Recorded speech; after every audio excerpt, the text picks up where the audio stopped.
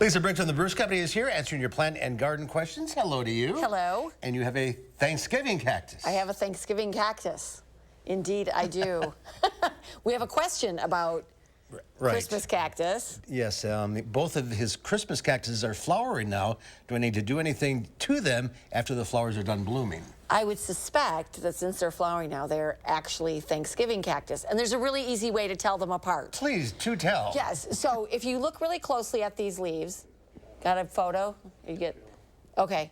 So you can see they have these little barbed like spikes here. Mm-hmm. That's a Thanksgiving cactus. Point out. Right here. Again. See the pointy? Mm-hmm. If they were rounded lobes, then that would be a Christmas cactus. There's also an Easter cactus, but that's not blooming now. No one cares about that. So anyway, so what do you do now that when the flowers are done? So when, this one, it's got buds all over it, so it should keep blooming for a long time. When the flowers are done, they'll sort of drop off, and then you're just gonna treat it like a houseplant. They can take cooler temps, so you can put it in a really sunny window right in the window.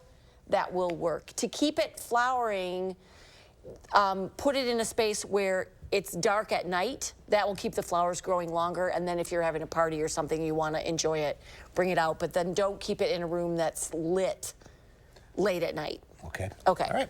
Next question. We purchased some beautiful flowering mums this fall. Are they winter hardy, and should they be planted outside? Most of the really beautiful cushiony mums that you get at the garden centers in the late summer, early fall are not winter hardy.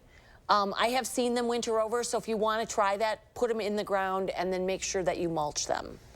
That will be your best bet. All right, next question. Do I need to cover my potted azaleas? So when you say potted azaleas, I'm assuming that they are still in pots, and they are not likely to survive the winter in a pot. Not only will the roots be exposed, but also if it's an evergreen type azalea, the foliage will get dried out pretty quickly. So bring them inside. If this was a plant that you got, say, at Easter as a gift, it's probably not hardy here anyway. All right. Next, this plant, we have a picture. Mm-hmm. This plant has taken over, and I'd like to get rid of it completely. Could I put Roundup on it now to kill it off for spring? And here's the plant. So this is a Japanese Kyria, so it's not a weed. Not a weed, but they can get out of control. They do spread a little bit. They have bright green bark on the stems, and then this sort of serrated bright green leaf, and then it gets some yellow fall color. So you can certainly, Roundup will kill anything it touches. So if you want to use Roundup, just be careful, use it thoughtfully. Don't do it on a windy day when it's going to drift around. Or you can plant it, paint it right on those cut stems. That will help take care of the roots because it's likely to spread. All right, we have some other questions that are just coming in. Okay. Azalea bush, does it need to be covered? Oh, we did that one already. Oh, my word. Okay, indoor palm. Okay. What is the best fertilizer to use on indoor 5-foot palm tree?